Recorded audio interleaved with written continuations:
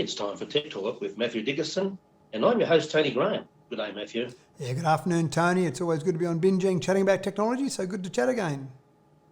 It always is. Now, the first topic we have here this afternoon is, what is the UK's response to the Aussie Bob the Blue Bottle, where, we've featured Bob the Blue Bottle on our program before, haven't we? We did have a chat about Bob the Blue Bottle, and I loved Bob the Blue Bottle, if for nothing else than the name Bob the Blue Bottle, but it was an autonomous boat that's being used and will be used more in the future to autonomously protect our borders and give the Defence Department a bit of a hand. Now, the UK has actually just provided an impressive demonstration of their future of unmanned boats, and these were used for a slightly different purpose. It's a 12-metre boat, so a bit bigger than Bob the Blue Bottle. It's just done a 3-week mission around the Atlantic, and in this particular example, they use this craft to give basically an overlay of the ocean floor, so they're mapping out the ocean floor. Again, not used for border patrol like we're using Bob the Blue Bottle for, but it's another example of unmanned boats. Now, this is a slightly different example of how they were doing it. This was skippered, so it didn't actually have autonomous control. It was skippered by someone using satellite. Now, one of the issues about trying to control these sort of devices remotely is they're a long way away. The curvature of the Earth means you start to lose sight of a device or a vessel, both visually but also with radio signals. So they're often using satellites for these type of control, and that's what happened in this particular example. But even though this was used to map the ocean floor, I can see it being used for recovery operations. For example, MH370, we had lots of boats, lots of people, lots of manpower spending millions of dollars to try and map the ocean floor, to try and find MH370. Obviously, we still haven't found it yet.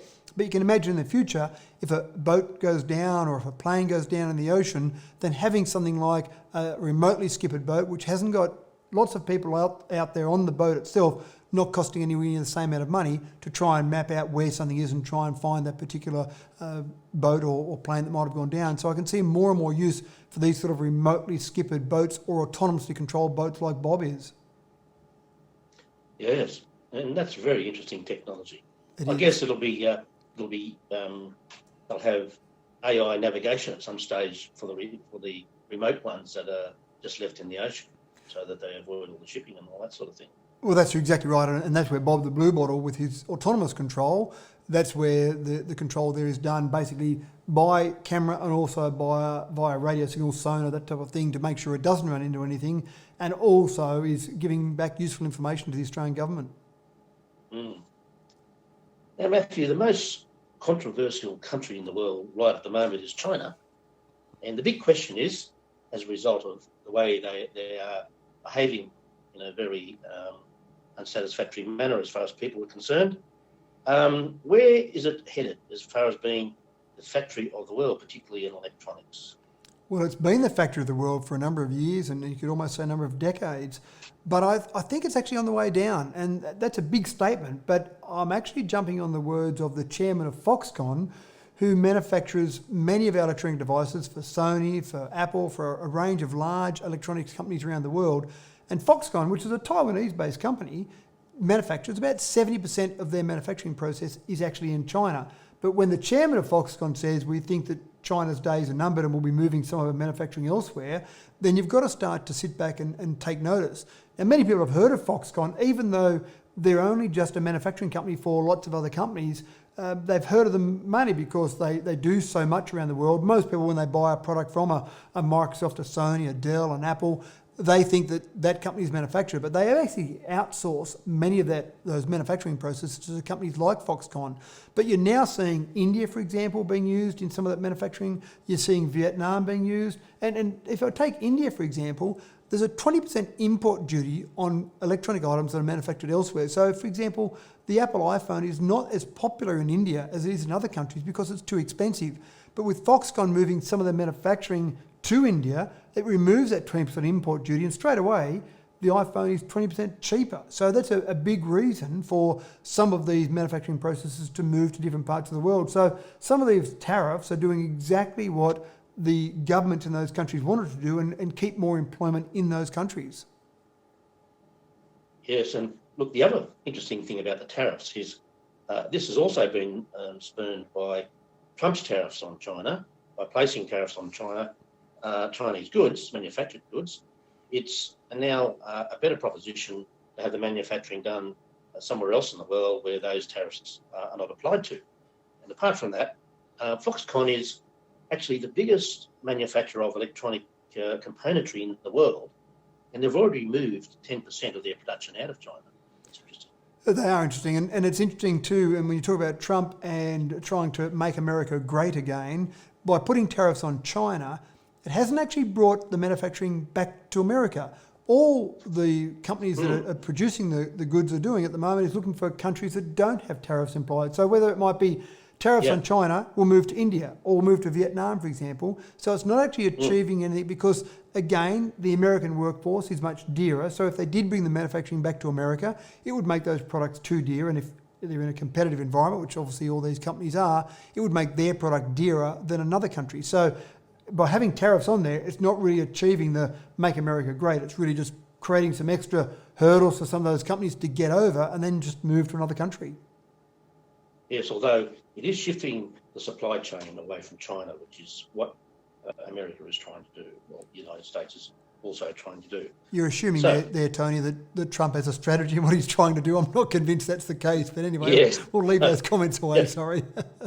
Well, I don't believe this was his intended outcome. No.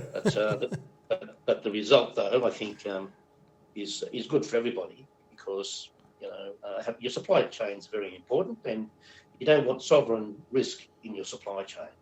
Yeah, that's you're right. It's probably giving some outcomes that weren't necessarily what Trump intended, but giving some positive outcomes anyway. Yeah, and also, of course, the Made in China stamp is something people look at these days, and a lot of people are avoiding buying things from China. Now, can a supersonic jet be carbon neutral? It's a big claim, isn't it? There's a company called Boom, and they're in the fairly early stages. I mean, it's a good name, isn't it, for a supersonic jet? They're in the early stage in their plane they've called the XB-1 of creating a supersonic jet. And this will be the Concorde of the world. And we've talked about Virgin Atlantic, obviously, already, where they're trying to create jets that will fly at Mach 3, and this is another company that wants to do it. But they're going a step further, and they're saying in their entire testing process, their development process, and then when they finally get to the stage of manufacture and flying these, all of these products are going to be carbon neutral, which you think, how can a plane be carbon neutral? It's not an electric plane, it's not a hybrid plane, it's a plane that burns traditional fuels in what it's doing, but they've got a process in place that they're using fuel from a sustainable producer of fuel called Prometheus Fuel, and they use basically electricity from renewable power sources to turn CO2 scrubbed from the air into jet fuel, which sounds like a fascinating story on its own. And then they're doing carbon offsets for the actual manufacturing part of the process. So there's been some ratification around it. There's various companies in the world who will do that ratification to make sure people who claim to be carbon neutral are.